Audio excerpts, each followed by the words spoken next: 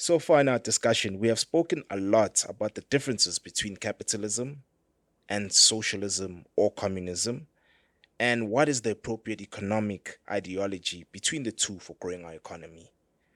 Some political economists and philosophers have argued that South Africa must study the so called third way or Nordic model practiced by Scandinavian countries like Denmark, Sweden, Norway, and Finland.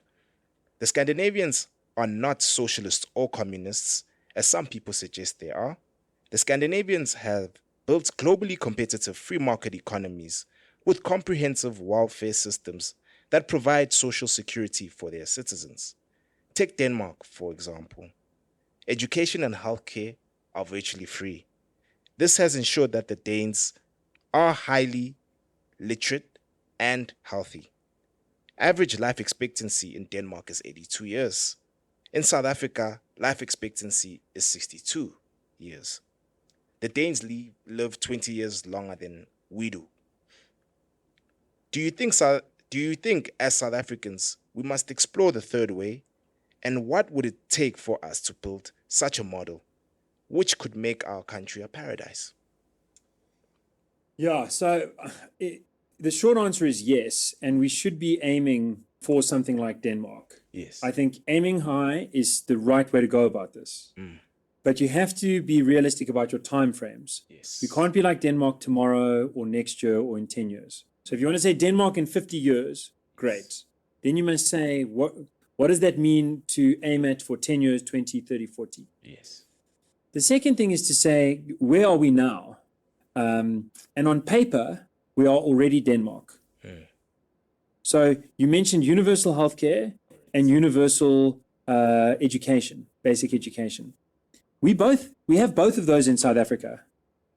In the constitution and in the laws. There's supposed to be schools for everybody. There's supposed to be hospitals for everybody. And we've got, like Denmark, we've got companies and all of those things. So on paper, we are Denmark, but it's not working. In reality, it is not working. So then the question is, how do we turn that around? And I suppose the radical right-wing answer is to say, you know what, we should just cut it out. The schools aren't working. And they're not working, hey? Just to give you some sense of the figures. South Africa's public education is, it's one of the worst in the world on a bang for buck basis. So out of 180 countries measured on how much they spend and how much are you getting out of it, we've got the worst intersecting measure. And if you look at 120 countries that were measured for literacy and numeracy, we've got the worst and the fifth worst results in last year's studies. So this is a major problem. And the solution can be to just cut it out. No more money for those schools. And if you're poor and you can't afford to send your children to school, they must play in the streets. I reject that option. You can say for the hospitals, they're not working. People get mugged in hospitals. They die in hospitals waiting for years and years to get treatment. Well, just cut the money to the hospitals, rather they must die in the streets. I reject that. The left-wing option says we must increase the spending, tax more. I reject that too, because you cannot tax South Africans more realistically.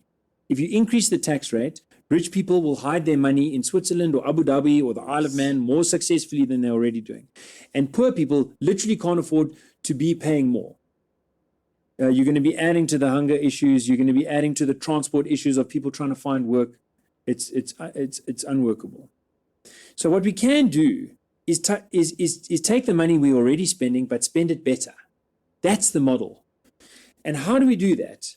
I think the most underutilized resource in South Africa are the brains sitting inside 30, 40 million adults in this country.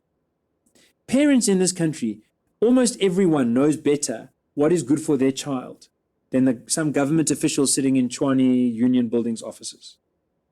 So what does this mean in practical terms?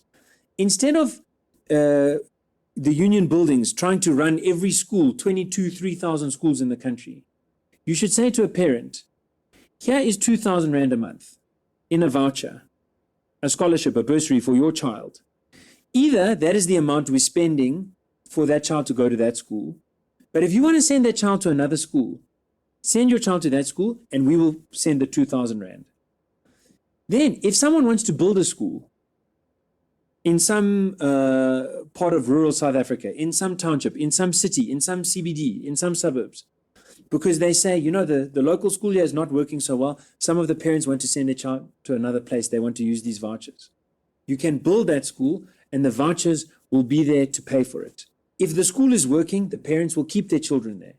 But if the school has been overtaken by one of those headmasters who is very concerned about the tuck shop and how much money can he make that side, and is not very concerned about whether the teachers are arriving on time on Monday and leaving on Friday without some, Puza Friday kind of story, if he's disciplined or she is disciplined and putting structure in the school and the kids are getting a good education, the parents will keep the children there.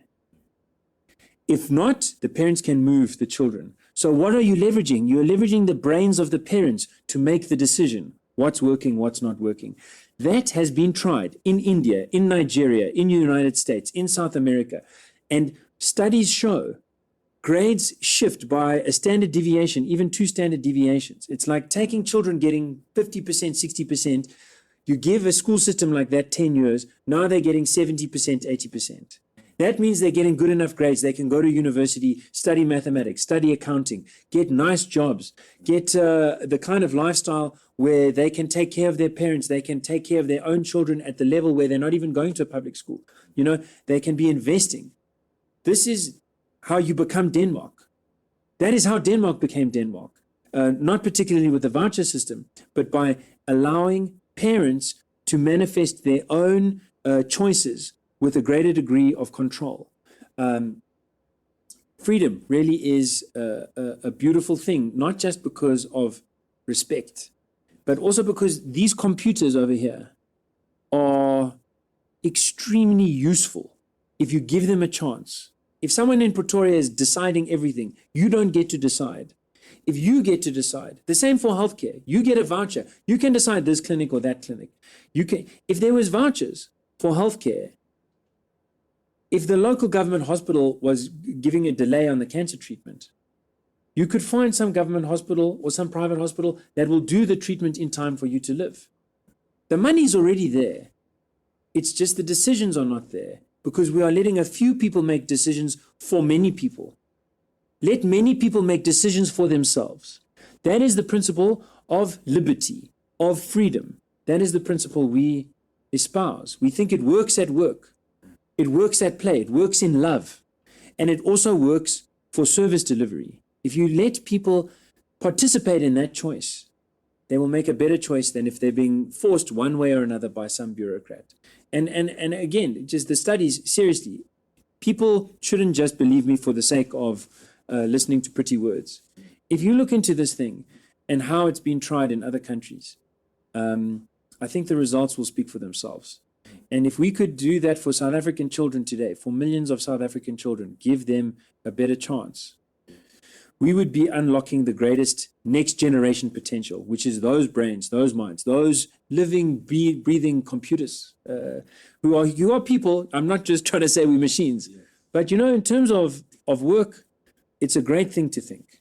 And that is what education is. It unlocks your power to think at even higher levels. So it's a pathway that will take decades. If you do this thing now, it'll improve a little bit now. But that's not going to get us to Denmark, not tomorrow. But if you let that play over 2 or 3 generations, the child who gets a better education and can become an accountant, then his child is growing up with that chance to have pocket money from his parents, to start his own business and a network that he knows very nicely. Then he can be 100 millionaire, Then his child can be a billionaire, kind of a thing. This is at scale. It really is the way that wealthy countries become very wealthy.